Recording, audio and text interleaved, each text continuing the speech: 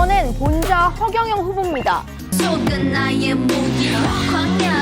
심지어 젊은 세대는 이럴 바에는 허경영 후보를 뽑고 1억을 받는 게 낫겠다. 이런 말도 합니다. 2030이 찍을 후보는 허경영. 이렇게 되면 여기를 찍을 수도 있는 거고요. 저는 요즘 후보님이 요청하고 있는 토론회 관련해서 좀 여쭤보고자 합니다. 혹시 법정 토론회 참가가 확정된 안철수, 심상정 후보 외에 허경영 국가혁명당 후보 등에게도 참가 의향을 전달할 생각이 있으신지요?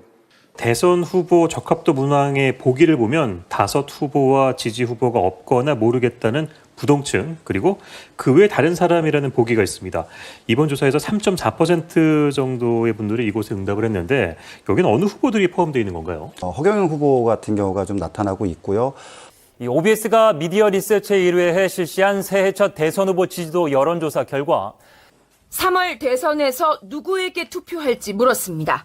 국가혁명당 허경영 후보 2.8% 순이었습니다. 네, 이번엔 제3지대 소식 짚어보겠습니다. 오늘은 열심히 뛰고 있는 다른 후보들의 활동 내용을 국회 상황실에서 짚어보겠습니다. 이번엔 본자 허경영 후보입니다. 아마 전 국민 중에 허 후보 전화 안 받아본 사람 없을 겁니다. 최근 수시충원 합격자 발표 시기랑 겹치면서 대학에서 온 전화인 줄 알고 심장 떨렸다는 수험생 원성 엄청 샀는데요. 젊은 층에 다가가려 웹드라마를 찍는 등 나름의 노력 계속하고 있습니다. 비록 2030들이 평소에 보던 웹드라마와는 사뭇 느낌이 다르긴 합니다.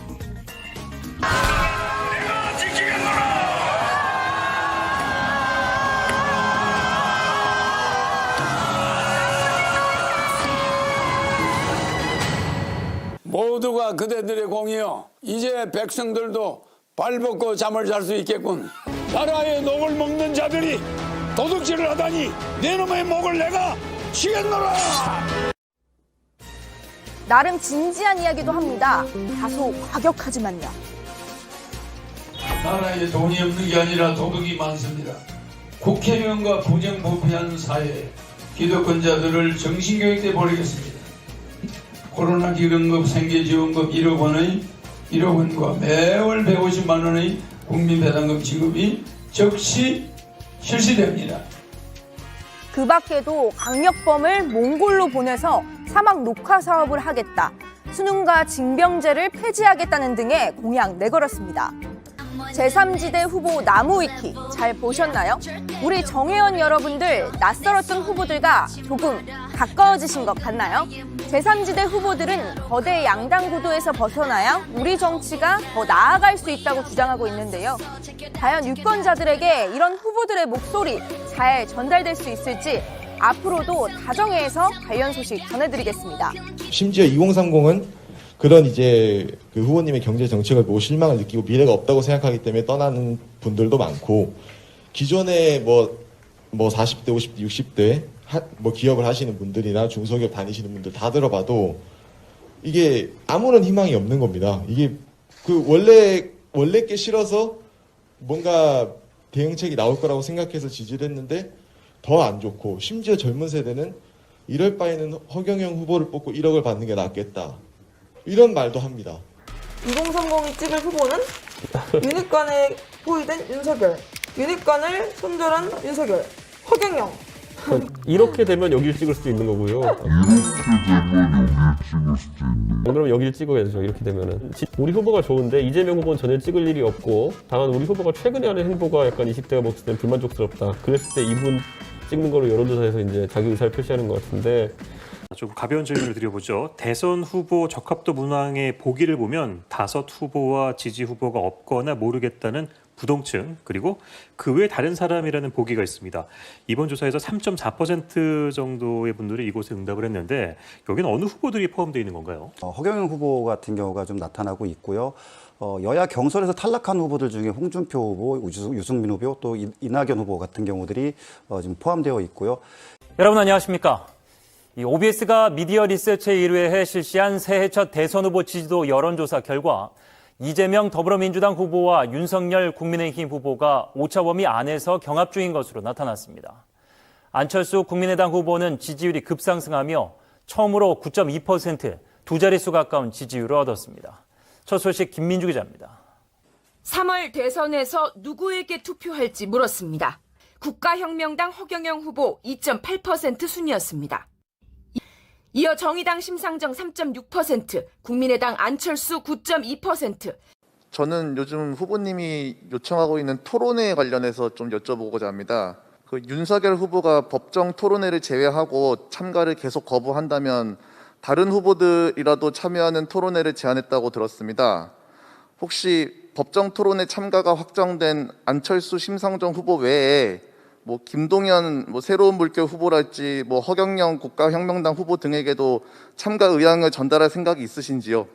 토론과 관련해서는 제가 토론을 하는 것은 아니고 결국 토론을 개최를 주최하는 쪽이 있을 텐데 그분들의 또 판단을 존중하는 게 좋겠다는 생각이 듭니다. 가능하면 윤석열 후보께서 이런 질문과 우려를 하지 않도록 좀 국민을 위해서 배려해 주시면 좋겠다. 너무 오래 너무 많은 논쟁이 벌어지는 것 같습니다. 안녕하십니까. 신동아 방송 오지은입니다. 국가혁명당 허경영 대통령 후보는 오늘 경기도 양주시에 있는 군부대를 방문합니다.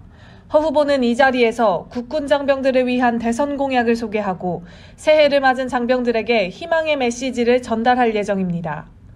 우리가 군대 생활할 때하고는 완전히 달라집니다. 우리는 버텨서는 사람이 일어나면 옆에 사람이 깨고 그랬는데 거의 붙어 있으니까 이제는 옆에 사람 일어나도 괜찮아요. 그렇습니다. 개인 침대와 개인 사물함이 그렇죠. 되어 있어서 사생활을 보장해주고 있고 시스템 에어컨과 난방기가 있어서 여름에는 시원하고 겨울에는 따뜻하게 생활할 수 있습니다. 아이고 열심히 하고 제대해가지고 성공하시기 바랍니다. 감사합니다. 서울이 아주 그렇게 이렇게 군인들이 딱 이 산 뒤에 이렇게 사단이 있으니까 든든합니다. 건강하세요. 감사합니다. 또 대북 정책과 관련한 질문에는 연방제 통일은 안 된다며 우선 아시아를 비롯한 세계의 화합을 도모한 뒤 남북한 통일을 추진해야 한다고 전했습니다. 구체적인 대북 정책 예시로는 파주와 원산을 남북한 각국에 빌려주고 각각 운영하게 할 것이라며 양측이 서로의 도시를 운영하면 전쟁을 일으키지 못할 것이라고 밝혔습니다. 군대 생활을 상당히 어렵게 했기 때문에 저도 2등병부터 들어와서 병장으로 제대했는데 올라가서 이제 2년 군대 생활 여기서는 한 1년 이렇게 했지만 거의 전쟁터에서 보냈죠. 장병들이 한 달에 이 하성한이 받는 월급보다 좀 높게 장병들은 일을 많이 하니까 하성한보다. 그래서 이제 장병들 급료가 200에서 이제 300 정도 주니까 군대 생활이 달라지죠. 그 대신에 금방 제대한 사람도 모병제에 응시해서 올 수 있고 나이 제한 이제 공무원 정년까지는 누구나 들어올 수 있으니까 그래서 연령층이 다양하다는 거예요. 그리고 남녀가 같이 부대 안에 여자들도 모병제로 올 수가 있습니다. 직업이 없으면. 그래서 그러니까 군대가 상당히 좀 좋아지죠.